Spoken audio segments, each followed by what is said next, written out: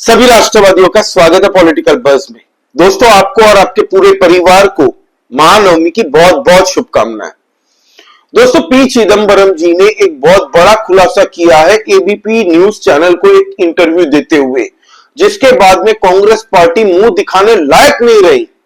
आपको बता दूं कि सोनिया गांधी और राहुल गांधी के मुंह पे अंडे पड़े एक तरीके से।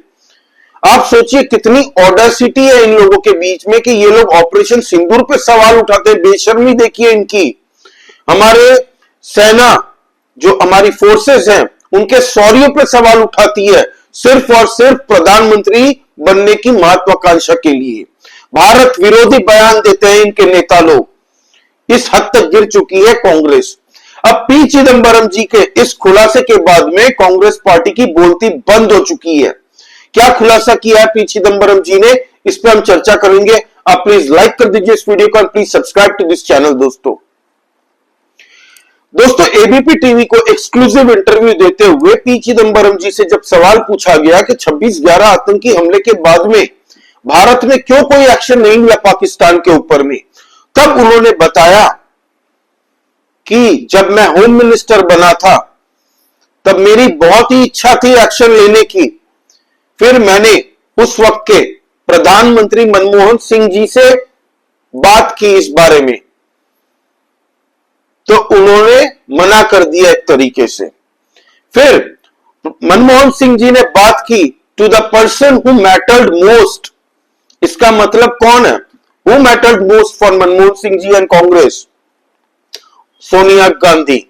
बिना नाम लिए उन्होंने बताया कि Manmohan Singh ji then talked to someone who mattered most। फिर उस वक्त में 26/11 आतंकी हमले में जहां पे 175 लोगों की जाने गई हैं दोस्तों, मासूम लोगों की जाने गई हैं, उस वक्त के हमारे जो फॉर्मर एयरफोर्स के मार्शल थे दोस्तों, उन्होंने धनवा जी, उन्होंने क्या कहा था? उन्होंने कहा था कि हमारी एयरफोर्स पूरी तरह से रेडी थी पाकिस्तान पे हमला करने के लिए, लेकिन हमें परमिशन नहीं मिली थी। उस वक्त में अमेरिका की जो फॉर्मर फॉरेन मिनिस्टर थी दोस्तों, कैंडोलिना राइस, वो मैडम भारत आई थी और उन्होंने मनमोहन सिंह जी को कह दिया था कि गलती से भी पाकिस्तान के ऊपर में अटैक मत करना। इसीलिए हमारे मनमोहन सिंह जी चुपचाप बैठे बैठे डोजियर खेलते रहे थे उस वक्त में पाकिस्तान के साथ में, और हर एक भारतीयों का खून खौल रहा था उस वक्त में कि हमें क्यों नहीं बदला लेना चाहिए।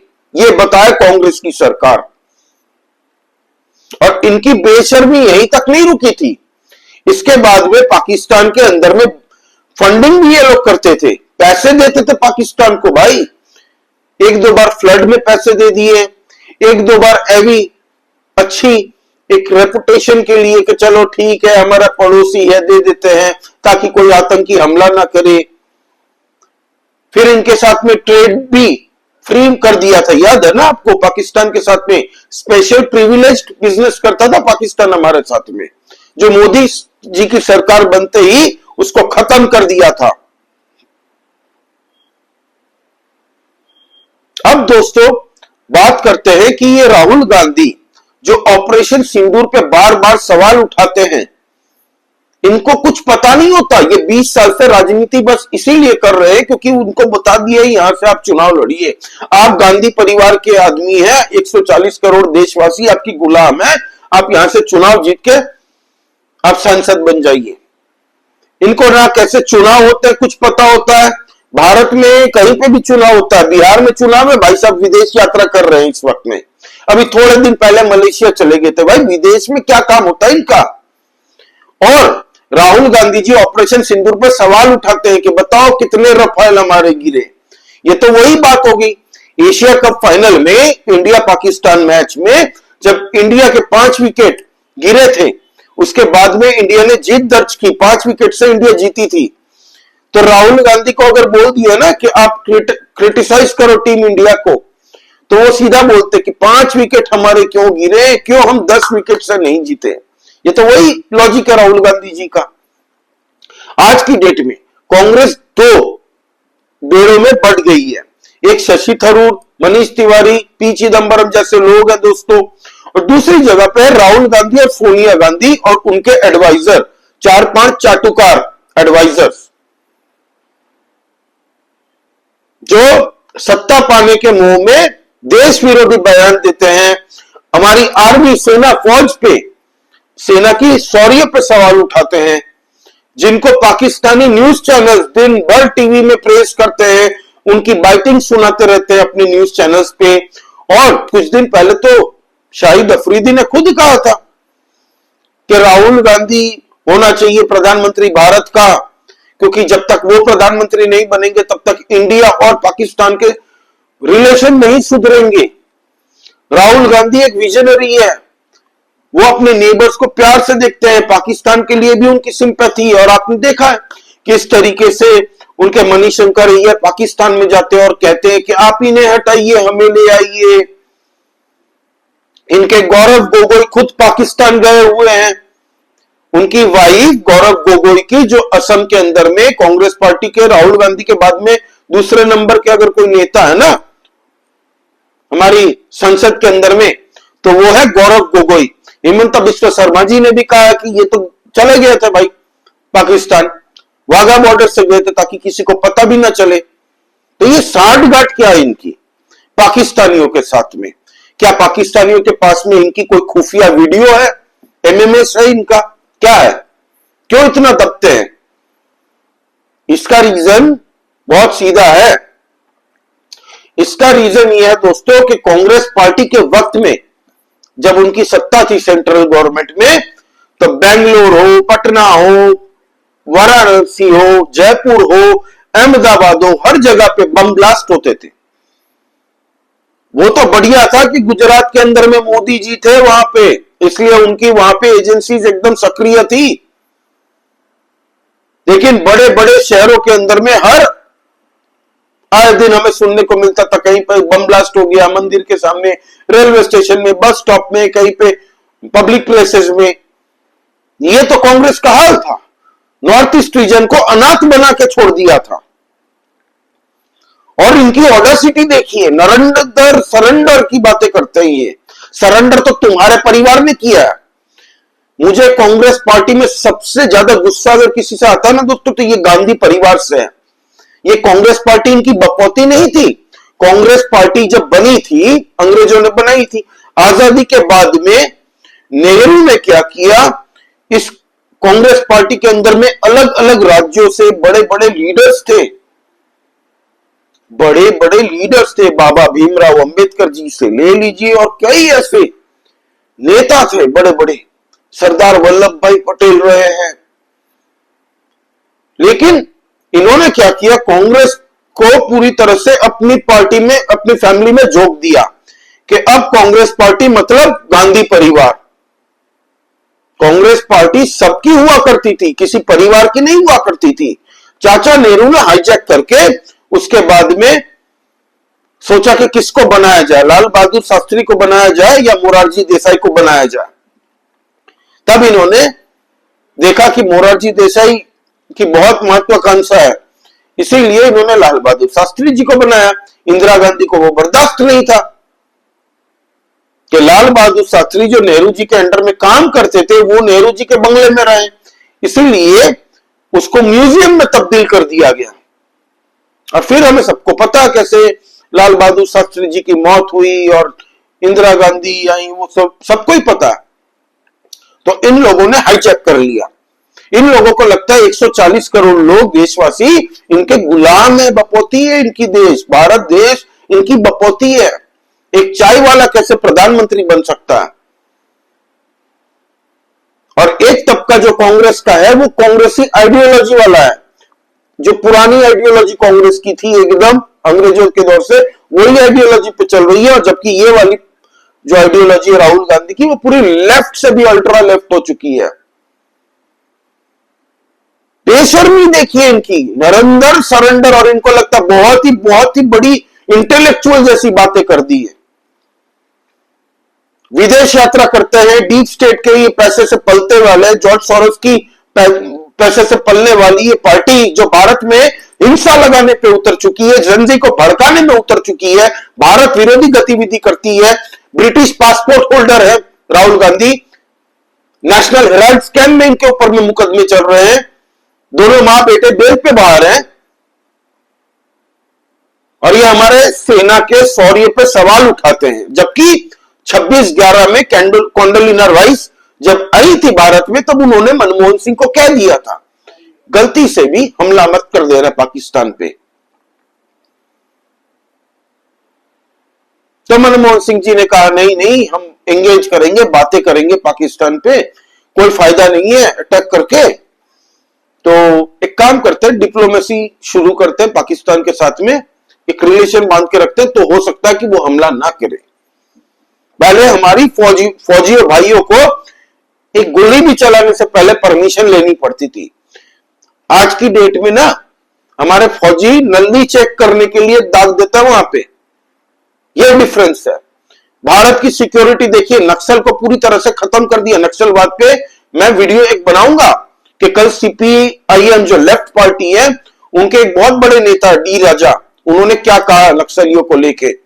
अमित शाह जी ने जो कहा था ना 31 मार्च तक मैं खत्म कर दूंगा नक्सलियों को, 2026 तक, अब नक्सलियों के अब्बुओं को, जो उनके पालन पोषण अल्ट्रा नक्सलीज जो है, उनको दर्द हो रहा है। तो ये तो हाल है, ये इनकी देश के लिए, दोस्तों भारत के लिए इनका कोई मोह नहीं है, ये विदेशी है।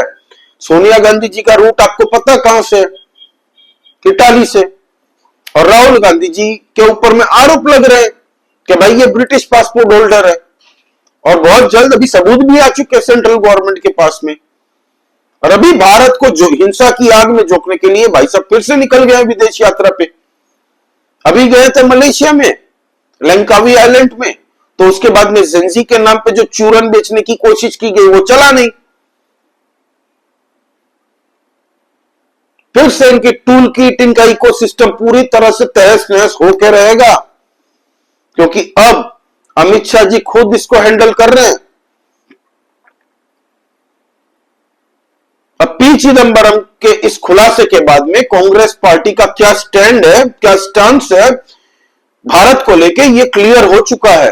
तभी नवाज शरीफ ने एक बार मनमोहन सिंह जी को उस वक्त कहा था, जो कि हमारे प्राइम मिनिस्टर थे मनमोहन सिंह जी, कि ये तो देहाती औरत है, रोने लगती है बात बात पे। तब प्रधानमंत्री नरेंद्र मोदी जी प्रधानमंत्री नहीं बने थे, मंच पे खड़े होकर प्रधानमंत्री नरेंद्र मोदी जी ने ललकारा था नवाज शरीफ को, तेरी औकात क्या है कि तू हमारे प्रधानमंत्री को ऐसे देहाती औरत बोलता है। हमारे आपसी लड़ाई होंगे, लेकिन जब बात देश के प्रधानमंत्री की आएगी, वो मेरे भी प्रधानमंत्री है, ये मोदी जी ने कहा था। और मोदी जी ने जब पहली बार पाकिस्तान के वहां पे अटैक किया था, सर्जिकल स्ट्राइक की थी, तब इन लोगों का पूरा गैंग सबूत दो सबूत दो सबूत दो।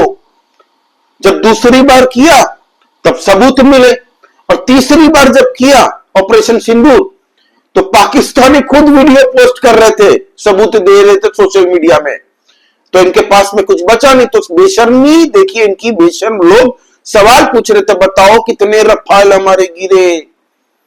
गौरव गोगोई पार्लियामेंट में खड़ा होकर 2 टके का गौरव गोगोई, जो पाकिस्तान छुप छुप के गया था वाघा बॉर्डर के माध्यम से, जिनकी वाइफ एक एनवायरमेंटलिस्ट की तरह एनजीओ में काम करती थी और पाकिस्तान में डिप्लॉयड थी, उनके आईएसआई के साथ में घनिष्ठ संबंध बने थे वहां पे। यह खुलासा खुद हेमंत बिस्वा शर्मा जी ने कहा, घनिष्ठ संबंध मतलब प्रोफेशनल में। तो वो बोलता है कि हमने ऐसे हथियार क्यों चलाया कि दूर से ही हमने अटैक कर दिया, हम पास जाके क्यों अटैक नहीं किया हमने पाकिस्तान पर। सोचिए, ये एक्यूमेनिक है, ये इनका दिमाग है, इनका आईक्यू लेवल है। हजारों करोड़ रुपए दे के ऐसे हथियार हमने खरीदे हैं कि पाकिस्तान की सीमा में जाए बगैर हम अटैक कर सकते हैं, और ये 2 टके के बेवकूफ। परिवारवाद है ना, सब परिवारवादी है ये लोग। जेंजी ने प्रोटेस्ट क्यों किया था नेपाल के अंदर में? करप्शन के खिलाफ में, डायनेस्ट पॉलिटिक्स के खिलाफ में, नेपाल विरोधी जो पॉलिटिशियन है उनके खिलाफ में। और राहुल गांधी जी यहां पे जेंजी को भड़काने निकल चुके थे, एक्स प्लेटफॉर्म पे पोस्ट कर रहे थे। लद्दाख के अंदर में तो हिंसा भड़काने की कोशिश की थी, पकड़ा गया सोनम वांगचुक। अभी बर्फ की सिल्ली पे लिटा के उसकी सर्विसिंग चल रही है और बहुत सारे राज उगल रहे हैं। उसका FCRA अकाउंट फ्रीज हो गया, लाइसेंस कैंसिल्ड हो गया पूरी तरह से, उसके बैंक अकाउंट को फ्रीज कर दिया गया, भिखारी बना दिया बात। और अब सजा होगी अलग से, UAP का NSA का केस लग चुका है उसके ऊपर में। तो भारत को अंदर से ही खोखला करने वाले पॉलिटिशियनों की पोल खुल जाती है। लोगों को आज की डेट में सब पता है। तो ये चल रहा है दोस्तों इस वक्त में भारत के अंदर में। पी चिदंबरम जी उस वक्त में होम मिनिस्टर हुआ करते थे। जैसे ही आतंकी हमला हुआ उसके बाद में पी चिदंबरम को ही बनाया था कि आप फाइनेंस मिनिस्टर से हट जाइए, आप चले जाइए वहां पे होम मिनिस्टर बन जाइए। और उन्होंने इंटरव्यू में ये कहा कि ही वॉज नॉट रेडी।